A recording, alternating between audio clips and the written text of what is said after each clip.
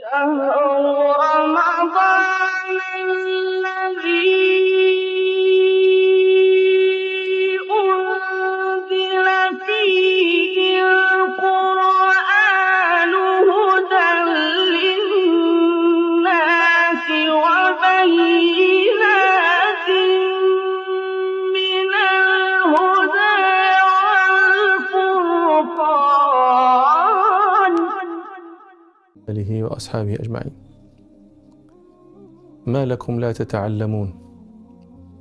إن تكونوا صغار قوم يوشك أن تكونوا كبار قوم، وما خير الشيخ أن يكون شيخا وهو جاهل. هكذا كان يقول عروة بن الزبير رحمه الله. روى ابنه هشام عنه أنه كان إذا رآهم يلعبون وهم شباب يقول لهم هذه الكلمة: ما لكم لا تتعلمون؟ إن تكونوا صغار قوم يوشك أن تكونوا كبارا، وما خير الشيخ أن يكون شيخا وهو جاهل. ولقد رأيتني قبل موت عائشة بأربعة أعوام أقول: لو ماتت اليوم ما آسيت على شيء معها إلا وعيته. هذا عروة بن الزبير، عروة بن الزبير بن العوام بن خويلد بن أسد بن عبد العزى بن قصي بن كلاب القرشي الأسدي المدني التابعي الثقة الإمام، كان أحد فقهاء المدينة السبعة، هؤلاء الذين كانت تدور عليهم الفتوى في مدينة رسول الله صلى الله عليه وسلم. أخذ عن أبيه شيئا قليلا. أبوه هو الزبير بن العوام بن عمة رسول الله صلى الله عليه وسلم، ومات وهو صغير. وأخذ عن أمه شيئا قليلا، أمه أسماء بنت أبي بكر الصديق، أخذ عنها قليلا أيضا، لكنه لازم خالته عائشة رضي الله عنها وتفقه بها. وسمعت ما كان يقول: لو ماتت الآن، يقول هو قبل أن تموت ب4 حجج: لو ماتت اليوم لم آسف على شيء منها. يعني كل ما روته عائشة وكل ما وعته عائشة فقد رواه ابن أختها عروة ووعاه. هذا عروة بن الزبير الذي كان الصحابة يسألونه فمن دونه، الذي قال فيه الزهري: وما أدراك ما الزهري؟ يقول: كنت جالست سعيد بن المسيب 7 سنين، فكنت لا أرى أن هناك عالما إلا هو، ثم جالست عروة ففجرت به ثبج البحر. عروة بن الزبير هذا الذي هو بحر فجر، كان مع هذا العلم الغزير، كان كريما عابدا. من كرمه رحمه الله أنه كان له حائط، كان بستان، وكان يعجبه، وكلما دخله تلا فيه قول ربنا سبحانه: ولولا إذ دخلت جنتك قلت ما شاء الله لا قوة إلا بالله. فإذا كان زمان الرطب ثلم جداره للناس، كسر جداره، جعل في جداره ثقبا ليدخل الناس فيأكلون ويتحملون. وكان عابدا، كان له ورد من القرآن، في كل يوم يقرأ ربع القرآن نظرا، فإذا كان الليل قام بذلك الذي قرأه بالنهار. ولم يترك هذا الورد يوما إلا يوم نشرت رجله. وهي قصة عجيبة جدا. عروة مدني، أراد أن يذهب إلى الخليفة الوليد بن عبد الملك في دمشق، فلما خرج من المدينة أحس بشيء في رجله، فنظر فإذا قرحة صغيرة، فما كاد يبلغ وادي القرى حتى عاد لا يقدر يمشي، ما يقوى على المشي.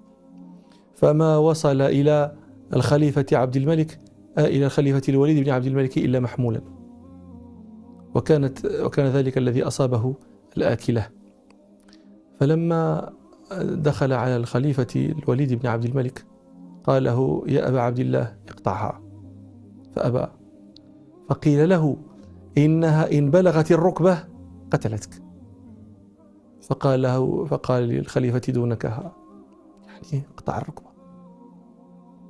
فأحضر الطبيب، فطبعا الطبيب أراد أن يعطيه المفتر، هذا المخدر من المخدرات، ليفتر أعصابه وليرخيه ليستطيع القطع. في ذلك الزمان هذا القطع بالمنشار سيقطع اللحم وينشره ثم يصل إلى العظم، وتتصورون ما يحتاج العظم من النشر، وهو في ذلك كله لا يريد مخدرا، لأنه يرى أنه سيفتره أيضا عن ذكر الله وهو لا يريد ذلك. فبدأ الطبيب ينشر في مجلس الوليد بن عبد الملك، والوليد منشغل عنه يحدث إنسانا، فلم يسمع الوليد شيئا. ما يعني هذا تنشر رجله بجانبه، ولكنه لا يحدث صوتا حتى قطعت الرجل وأريد كيها، فلما كويت وشم رائحة الكي، رائحة الشواء، التفت الخليفة، حينئذ علم أن رجل الشيخ قطعت. فلما رأى هذا الذي يكاد يكون غريبا جدا في الناس، قال ما رأيت قط أصبر من هذا الشيخ. فلما قطعت الرجل وألقيت في الطست، نظر عروة بن الزبير رحمه الله إلى رجله ملقاة وقال لها الله يعلم أني ما سعيت بك إلى معصية قط وأنا أعلم. فلما كان عائد من سفره بلغه نبأ، قيل له إن ابنك محمدا دخل الإسطبل فضربته دابة ركلته فقتلته. أي سفر هذا؟ ما هذه الأنباء؟ رجل تقطع وولد يموت. فلما أتى المدينة دخل عليه محمد بن المنكدر أحد كبار أعيان علماء المدينة، فقال له كيف كان سفرك؟ فقال له لقد لقينا في سفرنا هذا نصبا. الشكوى الوحيدة، لا يشتكي من شيء ولا يتججر ولا يتسخط قضاء ربه، ولكن المصدور لابد أن ينفث، فينفث بآية من كلام ربه سبحانه لقد لقينا في سفرنا هذا نصبا. ونصب هذا أي نصب أعظم منه؟ رجل تقطع ونبأ عن ابنه يموت، أي نصب أعظم منه؟ لكن هؤلاء المتصبرون الراضون بما يكتبه ربه لهم أو عليهم، يهيئ الله لهم ناسا يكون كلامهم لهم أطيب على قلوبهم من الماء البارد. دخل عليه في من دخل ممن يعزيه ويواسيه عيسى بن طلحة، فقال عروة بن الزبير لأحد بنيه كان جالسا عنده يا بني اكشف الرجل لعمك. فلما كشفها وجدها مقطوعة قال له عيسى بن طلحة يا أبا عبد الله، وهي كنية عروة بن الزبير، يا أبا عبد الله والله ما أعددناك لنصارع بك ولا أعددناك لنسابق عليك، ولقد أبقى الله لنا منك ما كنا نحتاجه رأيك وعلمك. فقال له عروة والله ما عزاني أحد بمثل ما عزيتني به. ودخل عليه آخر فقال له مثل ما قال الأول، قال له والله ما بك أرب للمشي وليس بك حاجة إلى السعي يعني الجري، ولقد أبقى الله لنا منك ما كنا فقراء إليه وهو علمك ورأيك، وأما ابنك وطرفك فهو بعضك سبقك إلى الجنة والكل تبع للبعض إن شاء الله، والله ضمين حسابك وولي ثوابك. فقال عروة اللهم إنه كان لي أطراف 4 فأخذت واحدا وبقيت 3، وكان لي بنون 4 فأخذت واحدا وأبقيت 3، فلئن أخذت لقد أبقيت ولئن ابتليت لطالما عافيت، طالما عافيت. وهذه مقامات نسأل الله أن يبلغناها، مقامات يقين، مقامات النظر إلى نعمة الله في ابتلاءاته، النظر إلى المنح التي يمنحها الله في محنه التي يمتحن بها عباده، ويواسيه ربه بأعظم من هذا. في ذلك العام وفد على الوليد بن عبد الملك الخليفة وفد من بني عبس فيهم رجل ضرير، فسأله عبد الملك عن عينيه كيف عميتا، فقاله العبسي، أخبره خبرا عجيبا جدا، قال له: يا أمير المؤمنين،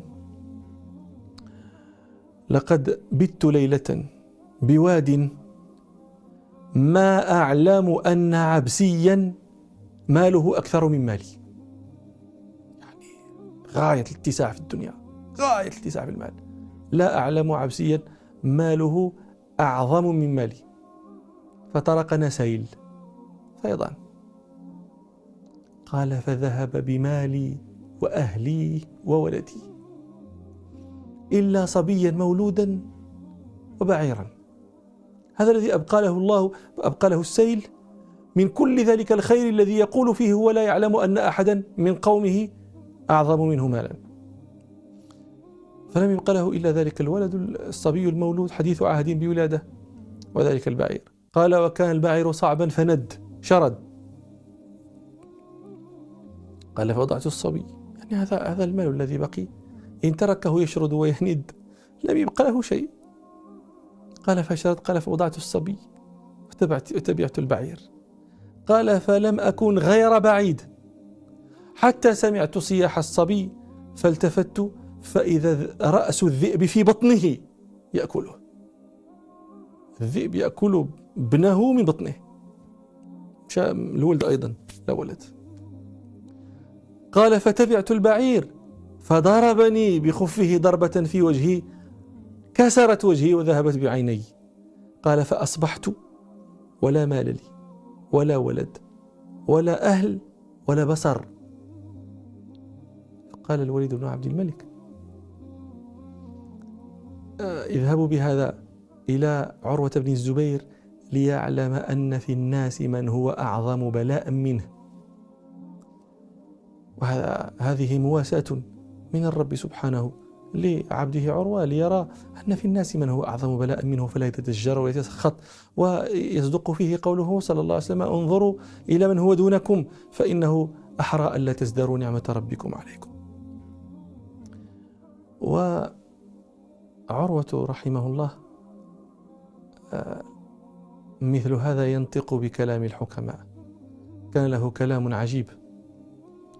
من جملة كلامه رحمه الله هذا الذي كان طالعة حديثنا، يقوله لابنه ولأصحابه معه: إن تكونوا صغار قوم تعلموا ما لكم لا تعلمون، إن تكونوا صغار قوم يوشك أن تكونوا كبار قوم. ولقد رأيتني قبل موت عائشة ب4 حجج أقول لو ماتت اليوم لم آسف على شيء معها إلا وعيته. وقال له مرة: كنا أصاغر قوم فصرنا أكابرهم، وأنتم الآن أصاغر وستصيرون كبراء، فتعلموا العلم تسودوا به قومكم ويحتاجوا إليكم. وقال مرة: إذا رأيت الرجل يعمل بالحسنة فاعلم أن عنده لها أخوات، وإذا رأيت الرجل يعمل بالسيئة فاعلم أن عنده لها أخوات، فإن الحسنة تدل على أخواتها وإن السيئة تدل على أخواتها. وقال مرة: ليس الرجل الذي إذا وقع في الأمر عرف كيف يخرج منه، إنما الرجل الذي يتوقع الأمور فلا يقع فيها. ومن قوله رحمه الله: لا تهدي إلى ربك ما تستحيي أن تهدي إلى كريمك، فإن الله عز وجل أكرم الكرماء والله أحق من تخير له. وهذه نصيحة غالية من مثل عروة رضي الله عنه ورحمه، وما أحوجنا إليها. وأنتم الآن في شهر عظيم، لا تهدي إلى ربك ما تستحي أن تهديه إلى كريمك. أحدنا لا يتصدق إلا بما لا حاجة له به، مع أنه يسمع ربه يقول: لن تنالوا البر حتى تنفقوا مما تحبون. وكان ابن عمر رضي الله عنهما إذا أحب شيئا تصدق به، وإذا أعجبه عبد من عبيده أطلقه وأعتقه لله. ومن عجيب ما وقع له أنه كان مريضا فاشتهى عنبا، وأنتم تعرفون شهوة المريض يسعف بها بالغة ما بلغت. فبعثت امرأته صفية بنت أبي عبيد عبدا لها إلى السوق يشتري شيئا من العنب لابن عمر، والعنب قليل. فرأى مسكين في السوق العنب يشترى فتبعه. فلما دخل العبد دار ابن عمر طرق السائل باب الدار فقال: أجر رحمكم الله. هذه كانت عادة السؤال، يقولون الأجر رحمكم الله. ابن عمر يشتهي عنبا فبه يتصدق، لا يتصدق بما لا يرغب فيه وما نفسه ليست بمقبلة عليه، بل ما يشتهيه هو الذي يتصدق به. لن تنالوا البر حتى تنفقوا مما تحبون، وهو ذلك الذي يحب. فأعطاه العنب، أمر امرأته أن تعطيه العنب، فأعطته العنب وأخذت درهما آخر وبعثت العبد يشتري بعنب آخر العنب. فاشترى العنب ورجع فتبعه المسكين. فلما دخل دق المسكين باب الدار دقا ثانيا: الأجر رحمكم الله. ابن عمر أعطوه العنب، أعطوه العنب فأخذ العنب. لما انصرف أعطت المرأة الخادمة درهما أخيرا، هو كان آخر ما عندها، ليأتي بالعنب. فلما أتى بالعنب قالت له: وإن رأيت هذا السائل قل له إن عدت لن تصيب خيرا. يعني تهديد. هذا كما قلت لكم الوصية التي يتواصون بها. الله أكرم الكرماء، الله سبحانه أحق من يتخير له، فيتخير له الحسن ويتخير له المشتهى، وهذا الذي هو يهدى إلى ربنا بأن يتصدق على عياله. ومن كلام عروة رحمه الله قوله: إذا انتسب الناس كان التقي بتقواه أفضل من ينسب. إذا انتسب الناس قال أحدهم أنا ابن فلان، وقال الثاني أنا ابن فلان، فالتقي بانتسابه إلى التقوى هو أفضل هؤلاء جميعا. إذا انتسب الناس كان التقي بتقواه أفضل من ينسب، ومن يتق الله يكسب به من الحظ أفضل ما يكسب. ولهذا كانوا يقولون: مهما سبقت إلى شيء فلا تسبقن إلى التقوى، في التقوى يتنافس الناس. ومن الغرائب التي وقعت أنه اجتمع في ليلة عبد الله بن الزبير وعبد الملك بن مروان ومصعب بن الزبير وعروة بن الزبير وعبد الله بن عمر. اجتمعوا ليلة فقال كل واحد منهم: ليتمنى كل إنسان أمنية. فقال عبد الله بن الزبير: أما أنا فأتمنى أن أحكم الحرمين. وقال عبد الملك بن مروان: وأما أنا فأتمنى أن أحكم الأرض. وقال مصعب بن الزبير، وهذا كان أخا لعروة ولعبد الله، وكان أميرا وكان فارسا ومات في تلك الحروب التي كانت في ذلك الزمن، قال: وأما أنا فأتمنى أن أجمع بين عقيلتي قريش، سكينة وسكينة بنت الحسين وابنة طلحة بن عبيد الله. وقال عروة بن الزبير: وأما أنا فأتمنى أن يؤخذ عني العلم. وقال ابن عمر: وأما أنا فأتمنى أن يغفر لي. قال الراوي: فكل قد نال ما تمناه. أما عبد الله بن الزبير فقد حكم الحرمين إلى أن قتله الحجاج. وأما الوليد بن عبد الملك بن مروان فقد صار خليفة للمسلمين وحكم الأرض التي يعيش عليها المسلمون في زمنه. وأما مصعب فقد تزوج بالعقيلتين. وأما عروة فكان بحرا من بحور العلم ونقل عنه. ولذلك قال الراوي: وقد نال كل واحد منهم أمنيته، ولعل ابن عمر أيضا أن يكون الله تعالى قد غفر له. عروة بن الزبير رحمه الله مات سنة 94، وهذه السنة كانت سنة شؤم لكثرة من مات فيها من الفقهاء، ولذلك لقبت بسنة الفقهاء. وإن مات عروة بن الزبير رحمه الله ما مات كلامه ولا مات علمه ولا ماتت حكمه، وهذا خير ما يورث وخير ما يذكر به الإنسان. والله أعلم، وإلى لقاء آخر إن شاء الله.